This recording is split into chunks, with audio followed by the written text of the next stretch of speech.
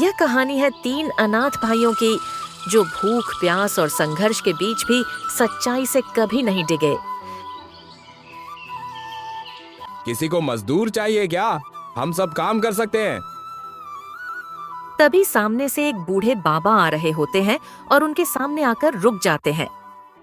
बेटा, तुम लोग कौन हो?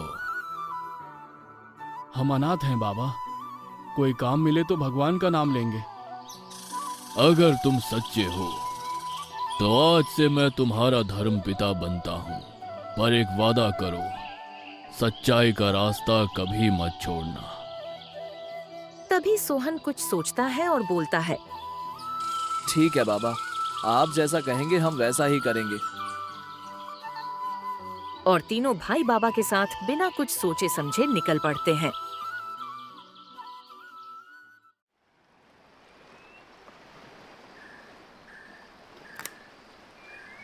तीनों भाई बाबा के साथ जंगल में से निकलकर जा रहे होते हैं। तभी मोहन बोलता है, मुझे तो डर लग रहा है बाबा, ये कहाँ ले आए?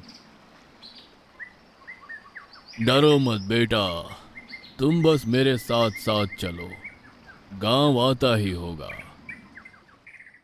बाबा और तीनों भाई चलते चलते एक गांव में पूछते हैं, जहां पर एक सुंदर लड़की पौधों को पानी दे रही होती है। उस लड़की को देखकर सोहन सोचता है, वाह, कितनी सुंदर है। अगर ऐसी लड़की मेरी पत्नी बन जाए तो मैं धन्य हो जाऊं। तभी बाबा उसके मन की बात जान जाते हैं और कहते हैं, अगर तेरे मन की इच्छा सच्ची है तो मैं कोशिश करूंगा। और बाबा लड़की के पास जाकर कहते हैं, बेटी, क्या तुम मेरे बेटे से शादी करना चाहोगी? ठीक है बाबा, मैं आपके बेटे से शादी करने के लिए तैयार हूँ। वो तैयार है बेटा, आज ही तुम्हारी शादी होगी, पर याद रखना, सच्चाई का रास्ता मत छोड़ना। और इस तरह उन दोनों की शादी हो जाती है और वह दोनों बाबा का आशीर्वाद लेते हैं। और इस तरह सोहन की किस्मत चमक उठी, लेकिन असली परीक्षा अब भी बाकी थी। अब सिर्फ बाबा और उनके साथ उनका मंजिला बेटा और छोटा बेटा ही रह जाते हैं। जंगल में चलते चलते बहुत रात हो जाती है तो मोहन कहता है, पिताजी देखो ना, बहुत रात हो गई है और चला भी नहीं जा रहा, कुछ करो ना। ठीक है बेटा, चलो मैं कुछ करता हूँ। तभी बाबा को एक घर दिखाई देता है, जिसके बराबर में आटा चक्की और आगे एक तालाब होता है। चलो, आज रात रुकने के लिए इस घर में पूछता हूँ, कोई है घर में क्या? तभी अंदर से एक सुंदर लड़की बाहर आती है, जिसे देखकर मोहन सोचता है, काश ऐसा घर और ऐसी पत्नी मेरी होती। मैं हर दिन चक्की चलाता और सुख से जीवन बिताता। बूढ़ा उसके मन की बात समझ जाता है और कहता है, अगर तेरे दिल में सच्चाई है तो ये लड़की तेरी होगी। बेटी पिता होने के नाते मैं तुमसे एक बात पूछ सकता हूँ? हाँ पिताजी, कहिए, क्या कहना है? क्या तुम मेरे बेटे से शादी करना चाहोगी? ठीक है पिताजी, मैं आपके बेटे से शादी करने के लिए तैयार हूँ। और मोहन की भी शादी हो जाती है। बेटा, हमेशा सच्चाई पर डटे रहना। बात यही खत्म नहीं हुई थी, असली परीक्षा तो अब चालू होने वाली थी। अब सिर्फ बाबा और उनके साथ उनका छोटा बेटा ही रह जाते हैं। तभी बाबा और उनका बेटा एक गांव में पहुंचते हैं, जो कि बहुत ज्यादा शांत और सुखी गांव था। तभी बाबा से उनका छोटा बेटा रवि कहता है, पिताजी, ये लोग गरीब हैं लेकिन कितने खुश हैं। मैं भी ऐसा ही जीवन चाहता हूँ। बाबा और रवि चल ही रहे होते हैं। तभी एक झोपड़ी में से एक औरत बाहर आती है, जो कि देखने में बहुत सुंदर थी। अगर ऐसी लड़की मेरी पत्नी बन जाए तो मैं सदा सुखी रहूंगा। बूढ़ा रवि के मन की बात समझ जाता है और उस लड़की से जाकर कहता है, बेटी यशोदा, क्या मैं पिता होने के नाते तुमसे एक बात कह सकता हूँ? हाँ पिताजी, कहिए जो कहना है। बेटी, क्या तुम मेरे बेटे से विवाह करोगी? अगर आपकी इच्छा है बाबा, तो मैं तैयार हूँ। और इस तरह सबसे छोटे भाई रवि की भी शादी हो जाती है। बेटा, सच्चाई ही सबसे बड़ी दौलत है, इसे कभी मत खोना। ठीक है पिताजी।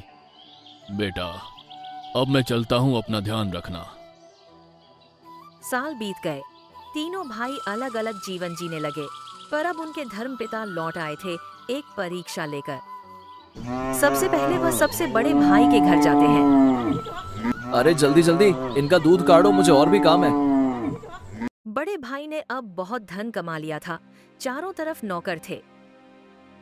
तभी बूढ़ा बड़े भाई के पास जाता है और कहता है, बेटा, भूखा हूँ, कुछ खाने को दे दो। चल हट, यहाँ काम किए बिना कुछ नहीं मिलेगा। बूढ़ा धीरे से पीछे मुड़कर चला जाता है और तभी हवेली में अचानक आग लग जाती है। अरे ये क्या हो गया, मेरी सारी संपदा और पैसा जल गया, मैं तो गरीब हो गया। बेटा, मैंने तुझसे कहा था कि सच्चाई का मार्ग कभी मत छोड़ना। जिस दिल में करुणा नहीं, वहाँ सुख कभी नहीं ठहरता। अब बूढ़ा दूसरे भाई मोहन के घर जाता है। मोहन का भी व्यापार बहुत अच्छा चल रहा था। अरे जल्दी जल्दी हाथ चलाओ, हाथों में जान नहीं है क्या? बूढ़ा मोहन के पास जाता है और कहता है, थोड़ा आटा दे दो बेटा, कई दिन से कुछ नहीं खाया। सबको दूंगा तो मेरा क्या बचेगा, चल निकल। बूढ़ा मुंह मोड़कर वापस चला जाता है। तभी मोहन की चक्की में आग लग जाती है। अरे ये क्या हो गया, ये मेरी चक्की में आग कैसे लग गई, बचाओ। बेटा, मैंने तुझसे कहा था, सच्चाई का मार्ग कभी मत भूलना। स्वार्थ की ज्वाला अपने ही घर को जला देती है। अब बूढ़ा सबसे छोटे भाई रवि के घर जाता है। बूढ़ा रवि के पास जाकर उसे कहता है, बेटा, भूखा हूं, थोड़ा खाना मिलेगा? आइए बाबा, अंदर आइए। यशोदा, खाना लाओ। बूढ़ा खाना खा रहा होता है। तभी रवि कहता है, बाबा, आपके शरीर पर घाव कैसा है और ये ठीक कैसे होगा? ये घाव तभी भरेगा जब कोई अपना घर जलाकर उसकी राख मेरे शरीर पर छिड़क दे। तभी रवि की पत्नी यशोदा बोलती है, हम दूसरा घर बना लेंगे, पर आपको नहीं खो सकते। रवि अपने घर में आग लगा देता है।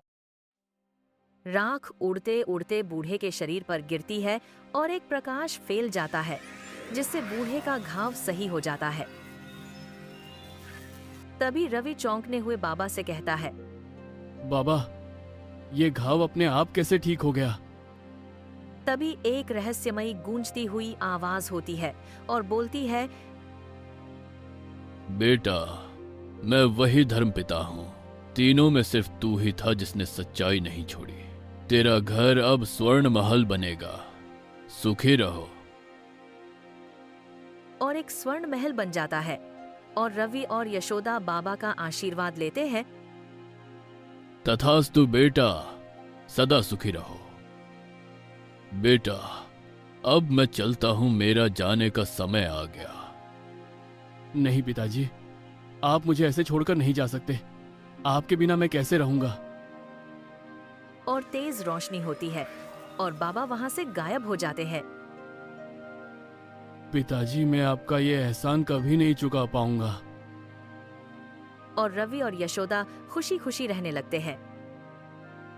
धन और वैभव मिट जाते हैं, पर सच्चाई और करुणा अमर रहती है। दोस्तों, कैसी लगी आपको हमारी यह कहानी? और अगर अच्छी लगी हो तो लाइक और सब्सक्राइब करना मत भूलना, जिससे कि आप आगे आने वाली और भी ऐसी मजेदार कहानी ना छोड़े।